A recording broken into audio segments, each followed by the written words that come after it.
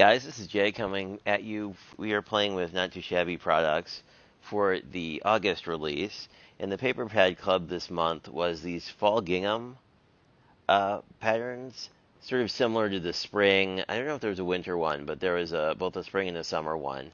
Same idea. And then a Sweet Life, which is jam themed, and I was just so incredibly excited because the cut aparts this time have sentiments too.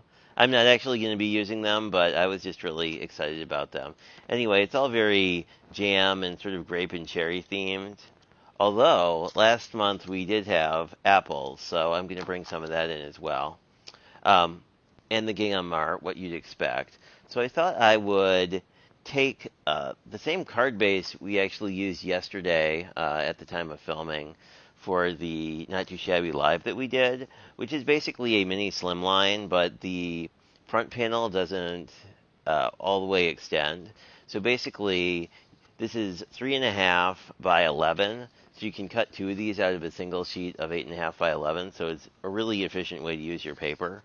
Then you just basically fold it at 6.25, so you wind up with your 3.25 by 6.25, and then you can just burnish down this fold, and you have a card base.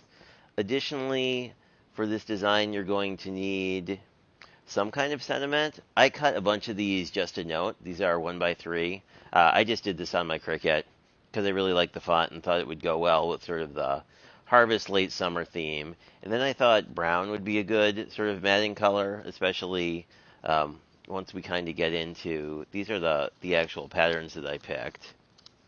And this is going to be like super easy even compared to the live, because they're basically all the same pattern, and each side has a more muted and a more vibrant version of the same pattern. So pretty much we don't need to be super careful, and that's one of the advantages to using one of these gingham pads, is that basically everything matches everything. So if you're using them together, you don't really have to worry about it. I've been using, I think, especially if you're going to pre-cut this in advance, like a more neutral shadow layer is nice. I would like to try it with like a metallic cardstock. I think that would look really good for a holiday card if you did it in gold or silver. Or there's like a copper color I've been using all the time lately that I've been really liking. Anyway, let me show you how these go together. So basically you need a front piece, and then you sort of, I like the actual lighter red. It reminds me more of a tablecloth my grandmother had, and let's do the lighter red and then the more navy. So these are where the pieces go down.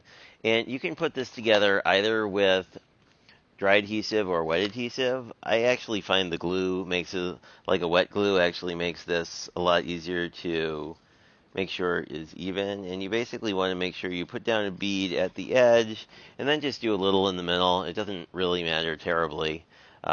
This isn't going to be, like this paper isn't going to be under stress. And then you can use anything you like. I tend to just use my bone folder because it's usually here. But any kind of a device to squeegee the glue around. Then I just open it to make sure I didn't glue the paper down.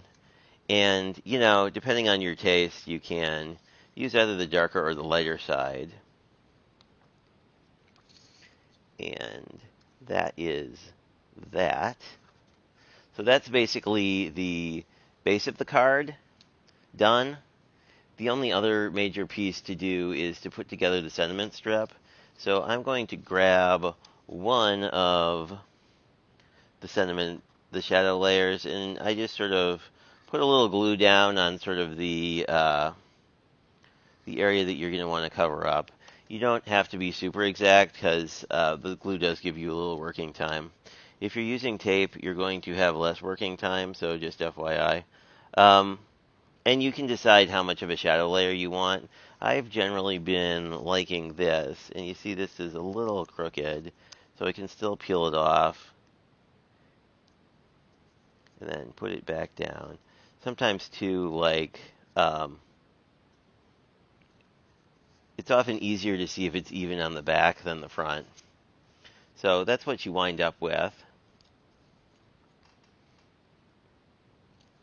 And then the sentiment is going to mount here. You can put it at any height you want, really. I like it down in the corner because it gives you this big space to put a piece of ephemera. And I've been sort of putting glue about halfway across, and then what I'll do is I'll just sort of line this up. And using gingham makes this really easy because it's a square pattern, so you can just line up the squares and you should be good to go.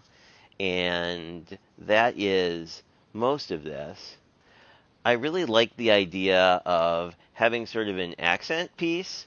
This is from the It's Apple Season pattern ephemera pack from that goes with the pattern paper of the same name, and I've been enjoying using it quite a bit.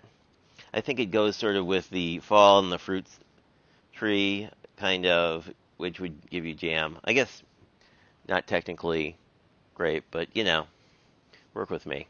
And then we just basically want a piece of ephemera somewhere over here just to work as our focal point. I like to sort of overhang the sentiment, especially if you're using, well, let's use this one.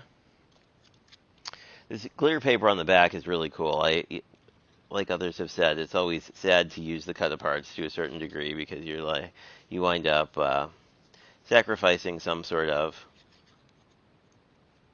cool paper on the back. I mean, these pads really don't have any bad options. So I think I'll just line this up here. I like how the fruit is overhanging the just a note. And there we go. You can, of course, bling this up if you like. On the ones on the live, we wound up using enamel dots, which I may do here. Depending on how big your sentiment is, like having a single dot here or in the corner here also works to sort of add a little bit of bling, but I like how this is coming out. So thanks for checking this out, and I'll be back momentarily to show you how the whole set looks.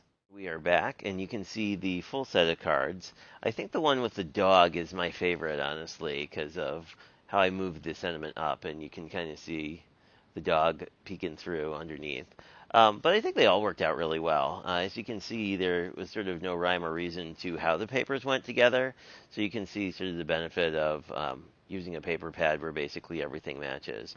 But I really think I like that I had a white border on all my ephemera because I think it kind of offsets it from the background, which is really colorful. So anyway, that is what I have for you, and my links are down below if you're interested in picking up any of these things.